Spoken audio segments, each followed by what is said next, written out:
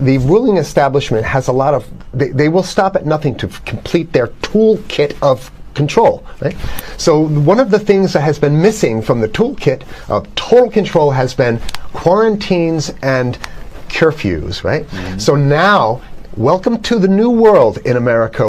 If the ruling class ever saw wide-scale civil unrest, you'd see an Ebola outbreak in America right away. Okay, so this is, what you see is that Ebola is another tool in the toolbox of the ruling class control. Yeah, to keep down absolutely, repression. positively, 100%. This is a tool. The point is to get hundreds of thousands of people infected with it and create the next phase of control.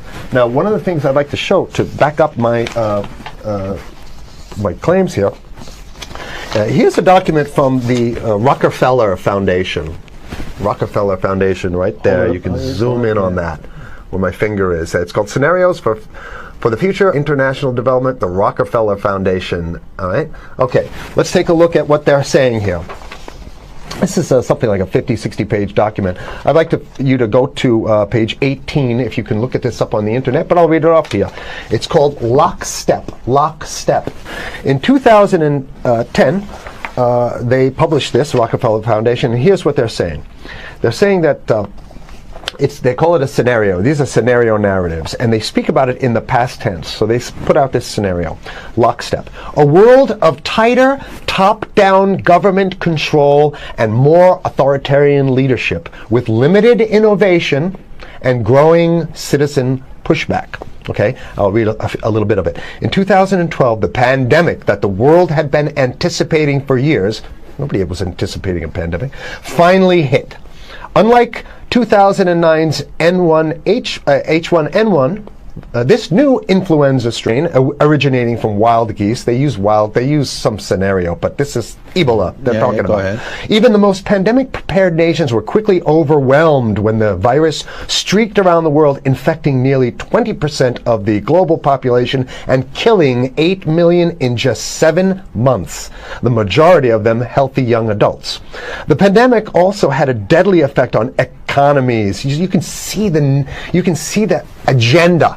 Just naked, raw, naked control agenda written down, and it's anybody's guess how this becomes effectuated in real life. So whether this is written specifically as marching orders or whether people take it upon themselves in the intelligence networks to say, okay, well, this has been produced, so this is the plan here. But these narratives have to be written in advance because the intelligence agencies don't know how to do these narratives. They need help. So these think tanks, they come up with these, like Rand Corporation, Rockefeller Foundation. These are think tanks of death. They're not the think tanks, they're not there to find great ways to help people. Right? Okay, the pandemic also had a deadly effect on economics. International mobility of both people and goods screeched to a halt. Which is what they want. They want a completely isolated world, right? Debilitating industries like tourism and breaking global supply chains. Well, of course they want tourism stopped because they're not in the tourism business. And they want you at home in your house in front of the TV. Then they got you. Because once you watch the TV, they own your soul. Even locally... Wait a second, we're on television. I mean commercial television, let's say. National. Even locally, normally bustling shops and offices sat empty for months. Okay, so the pandemic blanketed the planet, though disproportionate numbers in Africa died. Southeast Asia and Central America, where the virus spread like wildfire. It sounds like the opening monologue of a disaster movie, right? Exactly. Now listen to, here's the good stuff now. But even in developed countries, containment was a challenge. Now here's this one. I love this one. The United States' initial policy of strongly discouraging, in quotation marks, strongly discouraging citizens from flying proved deadly in its leniency. So they should have been tougher, right? Accelerating the spread of the virus, not just within the United States, but across borders. However, a few countries did fare better. China in particular.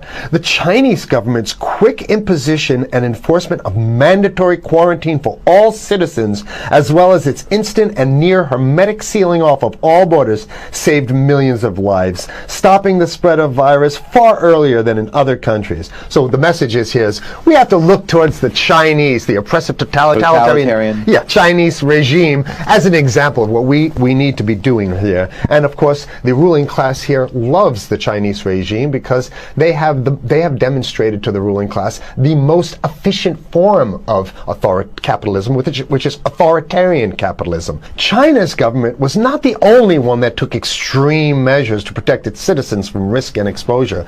During the pandemic, national leaders around the world flexed their muscles, flexed their authority, and imposed airtight rules and restrictions, from the mandatory wearing of face masks to body temperature checks at the entries to communal spaces like that's what's happening right now. Yeah, there's some good stuff. Listen to this. And even supermarkets, they want body checks at supermarkets. Okay, so basically what they're saying is they're building a system where every move you make, you got to go through them. Even after the pandemic faded, this more authoritarian control and oversight of citizens and their activities stuck and even intensified. In order to protect themselves from the spread of increasingly global problems, from pandemics and national terrorism to environmental crisis and rising poverty, leaders around the world took a firmer grip on power. At first, the notion of a more controlled world gained wide acceptance and approval. I'm sorry, nobody likes this stuff. Citizens willingly gave up some of their sovereignty and their privacy to more paternalistic states in exchange for greater safety and stability. I mean, that's just a complete naked contradiction to the famous saying that if you think you're going to give up a little bit of security, I mean, if you're going to give up your freedom for security, you're going to get neither. They want to get more control, more and it's going to be curfews and quarantines. Unless we can break through the apathy, because that's what we have here, then it's going to be a slave state here. The ruling class doesn't seem to have too much resistance. They're getting everything on their Christmas shopping list, and they've been wanting quarantines and curfews for a long time. Now they got it.